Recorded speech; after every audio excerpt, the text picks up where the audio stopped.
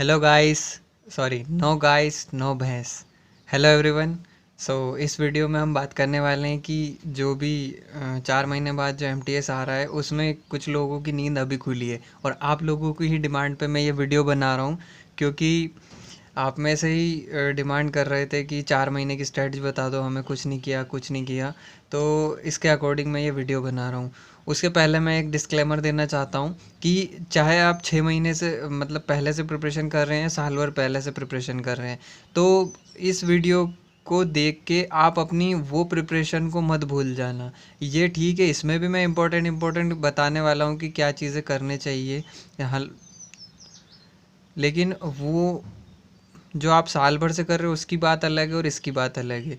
और ऐसा भी मत सोचना जो ये वीडियो देख रहे हैं कि इसमें मतलब मैं कुछ भी बस ऐसे ही बकवास कर रहा हूँ। मैं बिल्कुल बकवास नहीं करूँगा, ये आपको वीडियो के एंड में पता चल जाएगा। सो चलो वीडियो पे आते हैं। तो इसमें सेशन 1 और सेशन 2 होते हैं। थोड़ा मैं ब्रीफली बता देता हूँ। सेशन 2 से अपनी मेरिट बनती है, उससे ही अपने को काम है। लेकिन सेशन 1 क्वालिफाई करना ज़रूरी है। 20 रीजनिंग के क्वेश्चन आते हैं, 20 मैथ्स के क्वेश्चन आते हैं, जिसमें से 12 आपको कंपलसरी करना ही पड़ेगा, ठीक है। अब मैथ्स में जिसका मैथ्स वीक है ऑफकोर्स वही एमटीएस में आता है, और जिसको जो एलिजिबल नहीं है वो, ठीक है। अब आप मैथ्स में कितना ही मतलब पीछे रहे हो, लेकिन फिर भी आपको जैसे कि साधारण ब्याज वगैरह, simple interest, profit and loss, percentage, time and work, तो ये चीज़ें बिल्कुल इजी इजी आती हैं। और ये अपन बचपन से मतलब कुछ भी हिसाब वगैरह जोड़ते आते हैं ना, तो उससे ही कंप्लीट हो जाता है। मैं मैथ्स में कुछ भी करके नहीं गया था, फिर भी 4 से 5 क्वेश्चन जो है वो करेक्ट करके आया था, ठीक है। उसके बाद में रीजनिंग नया है, तो रीजनिंग में भी बहुत इजी इजी क्वेश्चंस आते हैं, ठीक है। अगर आप अच्छे से समझोगे उसको और एक दो मॉक लगा के देखोगे ना, तो आपको पता चल जाएगा। बस आपको रिलेट ही करना है कि ये वर्ड इससे रिलेटेड है तो अगला किससे रिलेटेड होगा, बस यही बताना है। रीजनिंग में इतना कुछ है नहीं, इजी ही आता है। पर सेशन 1 में 15-17 क्वेश्चन भी अगर आप करेक्ट कर रहे हो ना, तो उसकी टेंशन मत लेना। और हार्ड हार्ड टॉपिक के पीछे तो भागना ही मत, जैसे कि सिलोजिज्म, जिसमें मतलब ज़्यादा प्रैक्टिस की ज़रूरत है, ज़्यादा क्लासेस लेने की ज़रूरत है, उसके पीछे भागना ही मत। Mirror image, water image, coding, decoding, ये इजीली हो जाते हैं, तो उससे ही करना। नंबर सीरीज़ हो गए, स्क्वायर रूट और स्क्वायर क्यूब, और इन चीज़ों को याद करने से उनमें काम हो जाता है। तो यही स्मार्ट अप्रोच अपने को अपनानी है। ये नहीं कि सेशन 1 को ही लेके बैठ गए, उसके 100 150 क्वेश्चन लगा रहे हैं रोज के, तो वो कुछ काम नहीं आएगा। अब मेन बात आती है अपनी सेशन 2 की, जिसमें कि अपना आता है इंग्लिश और जीएस, ठीक है। अब इंग्लिश और जीएस में से मैं पहले बता दूं, जीएस का जो है बहुत वास्ट सिलेबस है, ठीक है। अगर आप इसको डेली का 10-10 घंटे भी पढ़ोगे ना, तो भी आप श्योर नहीं हो सकते कि इसमें आप 100% स्कोर कर ही लोगे, ठीक है। उसके बाद में इंग्लिश की बात करूँ मैं, तो इंग्लिश में अगर आप अच्छे से, क्योंकि एक फिक्स्ड पैटर्न होता है, अगर अच्छे से प्रिपेयर करते हैं ना आप, तो 22+ आराम से कर सकते हैं। वही प्रीवियस ईयर के जो वर्ड्स रट के, प्रीवियस ईयर मतलब जो रूल्स रट्टे से, मतलब अब मतलब कि ठीक है, मैं जो रटना शब्द इसमें यूज़ कर रहा हूँ, लेकिन जो चीज़ है वो है। आपको कंपटीशन में एक बात अभी तक जो प्रिपरेशन कर रहे हैं समझ में आई गई होगी कि हर चीज़ को समझा नहीं जा सकता और हर चीज़ को रटा नहीं जा सकता। रटने की चीज़ रटने से होती है और समझने की चीज़ समझने से होती है। तो आपको जो चीज़ रटने की है वो रटनी पड़ेगी।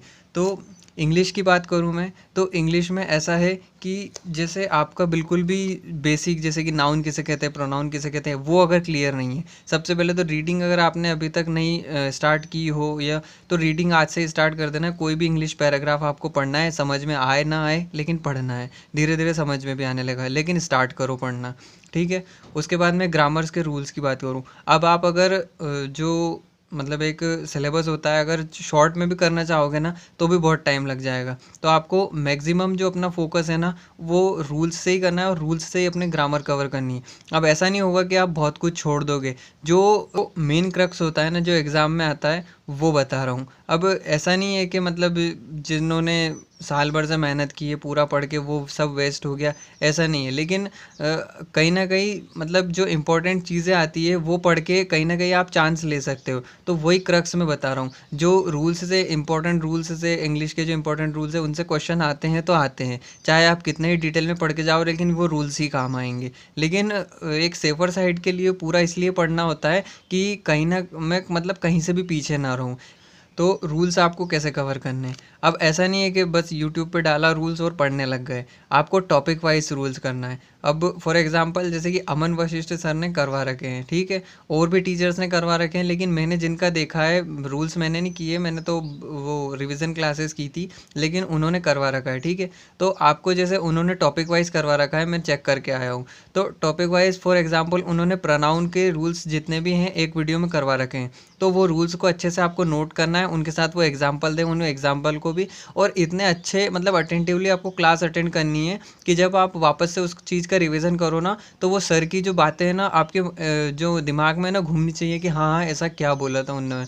अब ऐसा नहीं होगा कि आप वो रूल्स रट लोगे तो आप क्वेश्चन लगाने जाओगे बुक में और आपके क्वेश्चन बनने लग जाएंगे। उस चीज़ के लिए अंडरस्टैंडिंग भी चाहिए होगी, तो उसको मतलब जल्दी जल्दी करने के लिए आपको बस है ना वो वीडियो देखना है, रूल्स को रिवाइज करना है 2 से 3, मतलब आज वीडियो देख ली तो उसके कल जा मतलब रिवाइज करके, और ये चीज़ करने लग गई क्या कि टॉपिक वाइज आपको जैसे कि प्रोनाउन क्वेश्चंस फॉर एसएससी ये चीज़ डालनी। अब जो भी 1-2 घंटे की वीडियो आती है अच्छे, जैसे कि रानी मैम हो गई, अनिल जादौन सर हो गए, इनकी कोई की भी जो मतलब और भी टीचर्स हैं जिन्होंने करवा रखे हैं, टीचर्स कोई बेकार नहीं है, ठीक है। तो उससे आपको वो वीडियो चालू करना है, जो भी प्रोनाउन से रिलेटेड एरर आता है उसको वीडियो पॉज करना है, आपको खुद अटेम्प्ट करके देखना है, अपने रूल्स जहाँ पे लिख रखे हैं ना वो रूल्स को वहीं पे रखना है, और उससे मैच करके देखना है कि कहीं से मतलब अपना खुद का एफर्ट देना है पहले, ठीक है। उसके बाद में नहीं होता है सॉल्व तो फिर टीचर का एक्सप्लेनेशन देखना है। तो ऐसे करके अगर आप 50 क्वेश्चंस भी कर लेते हैं ना तो आपकी बहुत अच्छी अंडरस्टैंडिंग बनने लगेगी, फिर आपको पता चलने लगेगा कि प्रोनाउन से कैसे एरर आते हैं और इनको कैसे टैकल करना है, ठीक है। तो ये तो हो गए रूल्स की बात। अब आते हैं वोकैब, जो मतलब रिपीट होती ही रहती है और मैक्सिमम स्कोर इसमें किया जा सकता है। अब अगर आप साइन और एंटो दोनों करने गए ना तो टाइम भी लगेगा और कंफ्यूज भी हो जाओगे कि इसका साइनो था इसका एंटो था, तो सिर्फ साइनो को करना है। अब इसको किस तरह करना है कि पिछले 3 साल की वोकैब कर लो बस। अब बहुत सारे 5 साल की बताते हैं, मैं भी 5 साल की बता सकता हूँ, लेकिन ज़्यादा पढ़ो और उसको लेके और सब हौच पौच हो जाए, इससे अच्छा है कि थोड़ा कम पढ़ो और उसको बिल्कुल स्पेसिफिक बिल्कुल टिप्स पे हो जाए वो चीज़, वो ज़्यादा अच्छा है, ठीक है। 2022 के MTS CGL CHSL 2023 की और 2024 की बस ये वॉकअप कर लो, और बहुत सा मतलब रिपीटेशन होता ही रहता है वॉकअप का, चाहे वो 10 साल पुरानी हो, 20 साल पुरानी हो या 5 साल पुरानी हो, वॉकअप का रिपीटेशन होता ही है। तो इसको आप ऐसे कर सकते हैं जैसे कि अनिल जादौन सर ने MTS के CHSL के CGL के इनकी वोकैब करवा रखी है, और वोकैब उन्होंने ऐसे करवा रखी है कि जैसे एक वर्ड है तो उससे रिलेटेड भी कुछ वर्ड उनके दिमाग में आते हैं ना, तो वो बनवा मतलब वो बता देते हैं, तो उस चीज़ के नोट्स बनाने हैं। और उनको वोकैब का ऐसा है कि डेली आपको याद करना ही पड़ेगा उस चीज़ का, अगले दिन भी रिवीजन करना पड़ेगा, फिर तीसरे दिन भी रिवीजन, ऐसे 3 बार रिवाइज होगी ना तब जाके जो वर्ड्स हैं ना वो दिमाग में बैठेंगे। तो 2022 के पहले कवर कर लिए इन तीनों के, उसके बाद में 2023 के कवर कर लिए, फिर 2024 के कवर कर लिए। बस इसी चीज़ को बार बार रिपीट करना है आपको। और मॉक टेस्ट भी देने हैं ना, तो मॉक टेस्ट सिर्फ MTS के देने हैं, लेकिन क्वेश्चंस इन दोनों के भी मतलब जैसे कि साइनो एंटो हो गए, चाहे आप एरर्स ना लगाओ लेकिन साइनो एंटो तो लगाने पड़ेंगे, ठीक है। तो इनके क्वेश्चंस आपको लगाने हैं, चाहे आप बुक से लगाओ या फिर वैसे तो ये सेक्शनल मॉक ज़्यादा टाइम वेस्ट होता है, वो सिर्फ टाइम पास के लिए होता है। आपको बल्क में चीज़ें निपटानी है कि बस एक बार में 100-150 इडियम्स निपटा दिए, 100-150 वर्ड्स निपटा दिए, ऐसे आपको बल्क में पढ़ना है। और जब आप टेस्ट दो ना तो सिर्फ MTS के देना, ज़्यादा टेंशन मत लेना, इन दोनों के ना भी दो ना तो चलेगा।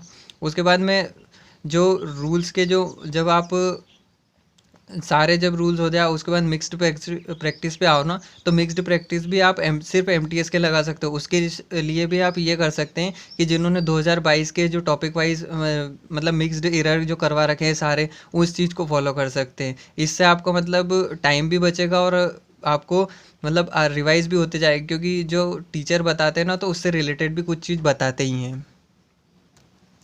उसके बाद इडियम्स का भी आप सेम वे फॉलो कर सकते हैं कि जो अनिल जादौन सर ने करवा रखे हैं ना, तो वो क्या है थोड़ा ट्रिक वगैरह बता देते हैं, और जो इडियम का जो मतलब है ना मीनिंग वो भी बता देते हैं। तो क्या है कि आप अटेंटिवली क्लास अटेंड करोगे ना, जब आप वापस से इसको रिवाइज करोगे तो आपको पता चलता जाएगा और याद भी अच्छे से होगा। सेम वन वर्ड सब्स्टिट्यूशन के लिए भी। अब सेम इस सिर्फ इससे मतलब पूरा बस ये तीनों नहीं आते, ब्लैंक्स भी आते हैं और सेंटेंस इम्प्रूवमेंट भी आते हैं, तो वो सब इनसे ही कवर होंगे। ये तीनों चीज़ें आप जब आप करोगे ना, दोनों चीज़ें जब जगह कवर होगी। क्लोज टेस्ट की बात करोगे तो क्लोज टेस्ट आप अगर सेक्शनल लगाओ तो उसको अटेम्प्ट करके देखना जरूर है, लेकिन अभी उसके पीछे नहीं पड़ जाना है, क्योंकि ये दोनों चीज़ें जब कंप्लीट होगी ना तब क्लोज टेस्ट भी अपने आप होने लगेगा। उसके बाद ये दोनों चीज़ें कर लो ना, 50 सेट आप क्लोज टेस्ट के लगा लेना, तो क्लोज टेस्ट की प्रॉब्लम भी आपकी ख़त्म हो जाएगी। ठीक है, अब आते हैं जीएस पे। तो जीएस पे मतलब जब आप कहीं पे वेटेज देखा होगा आपने कि किसका कितना वेटेज है, तो आपको करंट अफेयर स्टैटिक जीके का मतलब वेटेज है। तो आप ऐसा करने लगे होंगे कि करंट अफेयर की डेली की जो 1 घंटे की वीडियो आ रही है उसको कर लेता हूँ मैं और अपना कवर हो जाएगा। करंट अफेयर की आप 2-2 घंटे की भी डेली की वीडियो करोगे ना तो भी आपको आउटपुट नहीं मिलेगा, क्योंकि मैं खुद मतलब मैंने बस 3 सोर्स फॉलो किए थे और वो मैं अपने करंट अफेयर की वीडियो में बता भी चुका हूँ। आगे एक वीडियो और आएगी जो कंप्लीट होगी, उसके अलावा आपको कुछ नहीं करना होगा। ठीक है, तो उससे सिर्फ उस चीज़ को पढ़ के मैं 5 में से 4 क्वेश्चन करंट अफेयर के करेक्ट करके आया था, सिर्फ वो 2-3 चीज़ें पढ़ के। ठीक है, तो उस चीज़ के पीछे 1 घंटे की वीडियो के पीछे नहीं भागना है। उसके बाद में यूट्यूब पे जो टीचर्स करवाते रहते हैं टॉप 30 क्वेश्चन, टॉप 50 क्वेश्चन, उस चीज़ के पीछे भी नहीं भागना है, क्योंकि वो 1 घंटे में 25-30 क्वेश्चन करवाते हैं और उनको बस अपने व्यूज़ से मतलब है, अपने सब्सक्राइबर से मतलब है और कोई नहीं। इससे अच्छा तो आप 1 घंटा उनको दोगे ना, 1 घंटे में अगर आप वहीं किसी टॉपिक को पढ़ के और उसके मतलब अगर उस चीज़ के अगर पीवाईक्यू लगाए ना आपने, तो 1 घंटे में 100 से 150 पीवाईक्यू आप आराम से कर सकते हैं। ठीक है, अब उस चीज़ का मतलब जो सब्जेक्ट्स है उनको कैसे कवर करना है, तो देखो अगर मैं यहाँ पे इम्पोर्टेंट वीडियो मतलब इम्पोर्टेंट जो भी टॉपिक्स है वो बता दूँ, ठीक है, अब वो टॉपिक बता दूँ और आप उस चीज़ का मतलब कवर करने चले गए तो आपको पता ही नहीं चलेगा, क्योंकि आपको जनरल आइडिया उसका, आपका बेसिक तो कमज़ोर है, तो वो चीज़ आपको मतलब बहुत अटपटी लगेगी और याद भी नहीं होगी। लेकिन वहीं अगर आप एक जनरल आइडिया लेके जाओगे पूरे सब्जेक्ट का, आपका बेसिक थोड़ा बहुत भी अगर ठीक हो गया तो आपको पता चलेगा कि हाँ मैं मतलब ये चीज़ क्या है, जैसे कि फंडामेंटल राइट क्या है, विटामिन क्या है, ये सब आपको थोड़ा बहुत पता होगा। लेकिन एग्ज़ाम पॉइंट ऑफ व्यू से क्या इंपॉर्टेंट है क्या नहीं है, ये आप जब जैसे कि वन शॉट लेक्चर, मैराथन, ये चीज़ें करोगे ना तभी आपको पता चलेगा। अब वन शॉट और मैराथन जैसे कि पॉलिटी 20 से 25 क्लास में कंप्लीट होती है, वहीं लेकिन परमार सर ने या और टीचर्स ने 4-4 5-5 घंटे में भी करवा रखी है। तो आपको टॉपिक करना है, उसके बाद उसके पीवाईक्यू। अब ये पीवाईक्यू चाहे वो टीचर परमार सर भी बोलते हैं कि मैं पीवाईक्यू मतलब वो भी करवाते हैं पीवाईक्यू, लेकिन उस चीज़ से मतलब चीज़ें दिमाग में नहीं घुसती है। आपको पीवाईक्यू करना ही पड़ेगा। टॉपिक आपका तभी याद होगा जब आप पीवाईक्यू करेंगे। और ये चीज़ आपको जो कर रहा होगा ना, प्लीज़ कमेंट में बता देना कि विदाउट पीवाईक्यू क्या चीज़ें याद की जा सकती है। और ये बिल्कुल मत सोचा करो आपके वीडियो शेयर करने से कि कंपटीशन बढ़ जाएगा, ऐसे ऐसे कमेंट करते हो, तो ऐसा कुछ नहीं होता। जो आपकी मेहनत है ना, वो मेहनत कहीं भी बेकार नहीं जाती। चाहे आप कितने ही वीडियो शेयर कर लो, कितने ही लोग देख ले, जो मेहनत करेगा उसको ही फल मिलेगा। तो ऐसा वीडियो शेयर करने से कोई कंपटीशन नहीं बढ़ता, तो प्लीज़ ऐसा मत किया करो। ठीक है, उसके बाद मैं बोल चुका हूँ मैं कि टॉपिक करना होगा, उसके बाद पे पीवाईक्यू करने ही होंगे। अब यहाँ पे थोड़ा मैं बता दूँ कि एमटीएस और सीजीएल जब आप पीवाईक्यू लगाओगे ना, तो या तो पीवाईक्यू अगर आपने अभी तक बुक नहीं खरीदी है तो आप एमटीएस स्पेसिफिक ले सकते हैं, जिसमें 2024 के या 23 के या 2024 के उन्होंने कवर कर रखे हों, तो ऐसी बुक ले सकते हैं। अगर आपने नहीं ली है या ले चुके हो कि मतलब वो जीएस की स्टैंडर्ड बुक जो आती है कि सारे मतलब सारे एग्ज़ाम्स उनने कवर किए हैं, तो कोई प्रॉब्लम नहीं, उसके लिए आप बिल्कुल चिंता मत कीजिए, उसका भी इलाज है।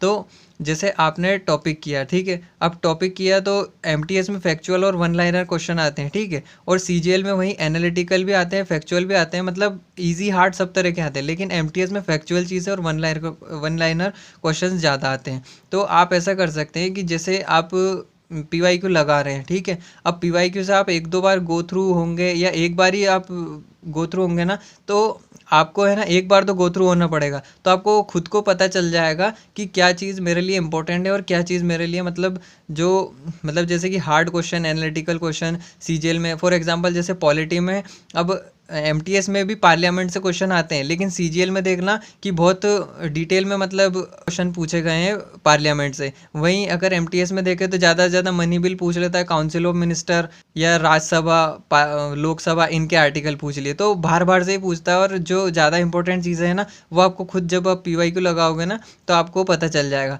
तो जैसे ही एनालिटिकल क्वेश्चन आया तो आपको उसका ज़्यादा लोड नहीं लेना है, आप उसको स्किप कर सकते हैं कि ये क्वेश्चन ज़्यादा नहीं। लेकिन वहीं एमटीएस पॉइंट ऑफ व्यू से जैसे कि वन लाइनर है जो सीएचएसएल में आया है, सीजीएल में आया है, तो वो कल को एमटीएस में भी आ सकता है। तो ऐसे आपको स्मार्ट अप्रोच अपनानी है। उसके बाद में स्टैटिक जीके में भी सेम जो टॉपिक करना है, उसके बाद में उसके पीवाईक्यू लगाने हैं। और स्टैटिक जीके को जो मतलब बहुत बार रिवीजन करना पड़ेगा, और टॉपिक का भी बहुत बार रिवीजन करना पड़ेगा। और रिवीजन के साथ पीवाईक्यू मस्ट है। पीवाईक्यू जब तक नहीं करोगे तब तक आपको आइडिया नहीं लगेगा क्वेश्चन कैसे आ रहे हैं, और पता मतलब याद ही नहीं होंगे पहली बात तो पीवाईक्यू।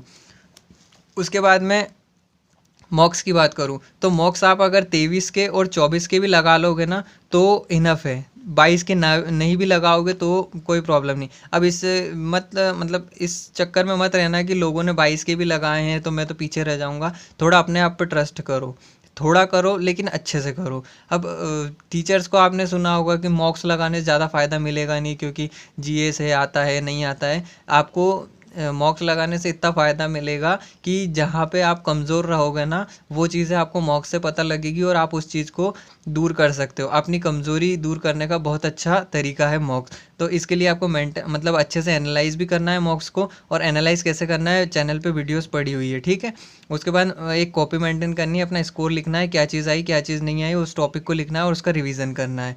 और अगर आप मॉक लगाते हैं और आपका अगर स्कोर नहीं आता है ना, तो टेंशन मत लेना उस चीज़ को लेके।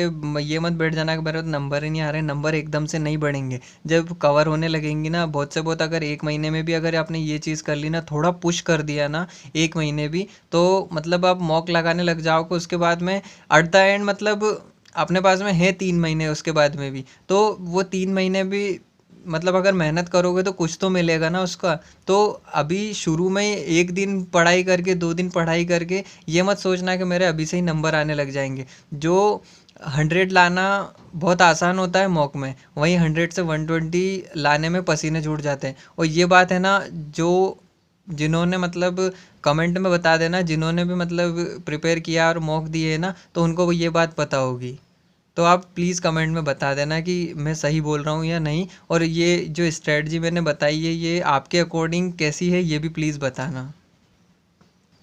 अब आपके लिए मैं बता रहा हूँ कि बहुत सारे ये भी पूछेंगे परमार सर की पीवाईक्यू सीरीज़, तो जब आपको कुछ आता ही नहीं है तो परमार सर की पीवाईक्यू सीरीज़ का क्या करोगे। और जो परमार सर की पीवाईक्यू सीरीज़ के बारे में पूछ रहे हैं उनके बारे में अगले वीडियो में अच्छे से बात की जाएगी। अभी बस ये जिन्होंने कुछ नहीं किया ना उनके हिसाब से बोल रहा था मैं।